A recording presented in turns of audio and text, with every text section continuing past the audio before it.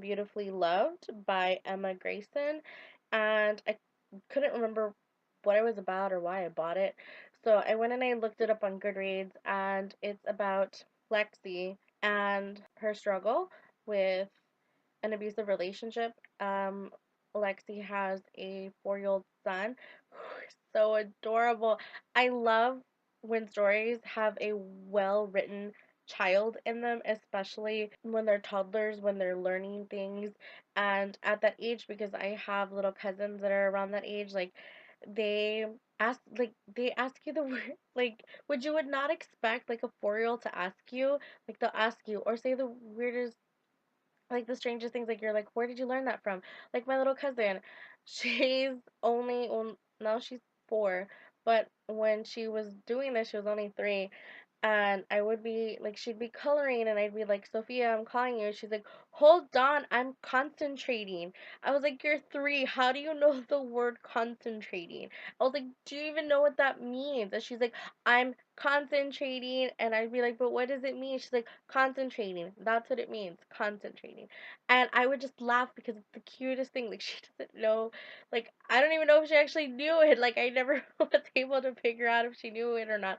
So I love when a story has a well written child in the story because it kind of gives you a little bit of that comedic relief, or it's endearing, or sometimes it can make a situation kind of scary, especially when a child's involved. So I loved how Emma Grayson had written this story. Like, I love Lexi's son. His name is Finn, super cute.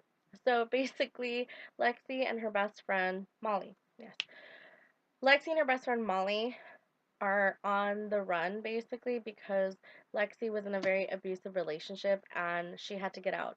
Like, she had to get out for her sake and for Finn's sake, and Molly helps them. And she also isn't dumb enough to stay because Dex, who is Finn's father, would just kind of go after Molly. So they end up kind of going together, and they're on the run for like 8 months. And they finally decide to shack up in a really nice house and kind of make a life for themselves and kind of stop running. And there's these events and these roller coasters, and character grows, and then they also bring in Lucas, and Lucas is like 6'2" and just so, oh, and he's a detective. As much as Lexi keeps trying to push Lucas away because she's just not emotionally ready, and Dex did a lot aside from like physical abuse. He did a lot of psychological and emotional abuse to her, so she doesn't think that she's worthy. And I love how Lucas teaches her that she is.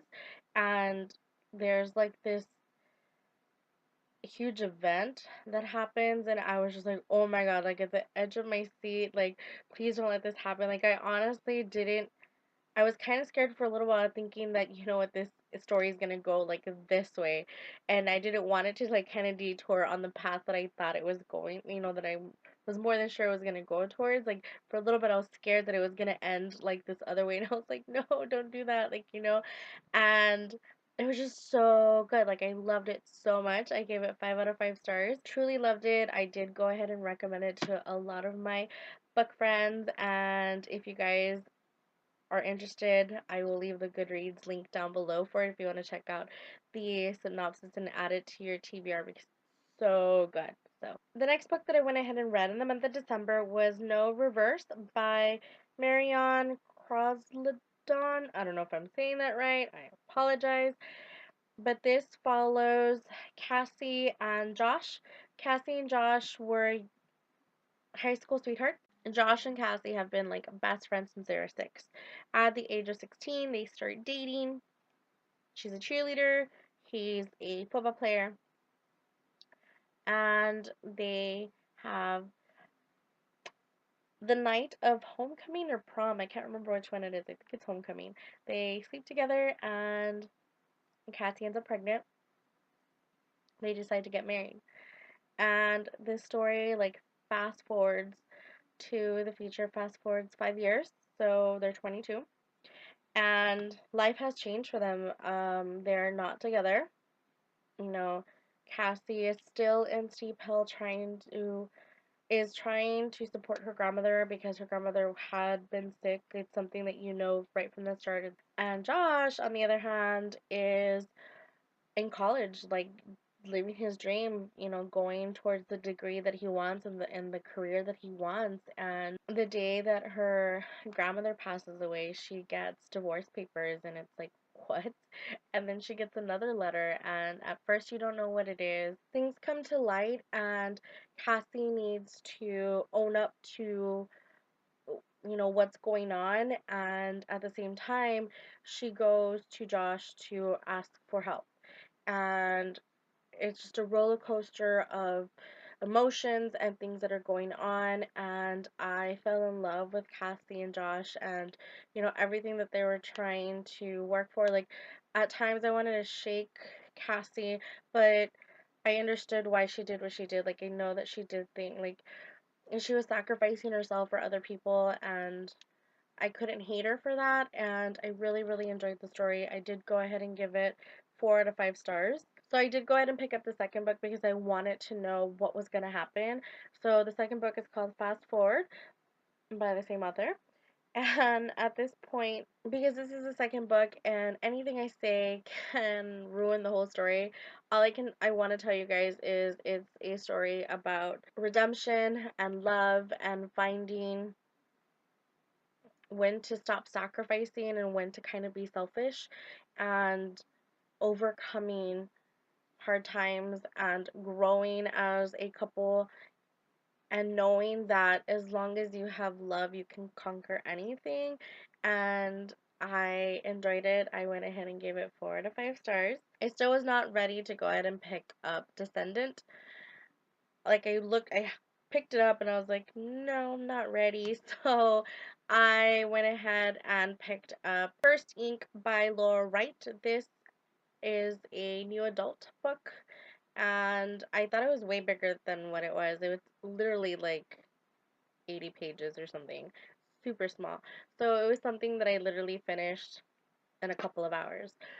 And this story follows Addison and Rush. Addison and Rush have known each other since childhood. She kind of broke Rush, and you fast forward 5 years. Addison has been trying to get a hold of Rush since, the incident happened that kind of she broke him, and he was not having it. And Rush, at this point of his life, is a very famous tattoo artist. Addison is a college student and has tried everything to get a hold of him and can't.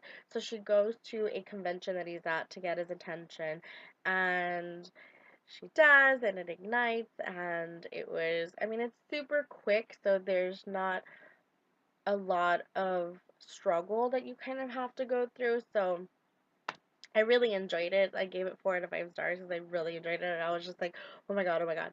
And I went ahead and picked up the second one in the series, which is called Shattered Ink. And Shattered Ink follows, I think, 6 weeks after First Ink, and kind of Rush and Addison trying to reacquaint themselves with each other and trying to figure out what is going to happen once Addison finishes school. Again, because it's super short, there's not a lot of like struggle. Like, there's not, like, in most like 200-page books, you're always like, oh my god, it's like, when are they going to get together, or when are they going to stop fighting, or something like that. You really don't have time to do that because it's such a small book. It's not a lot of pages.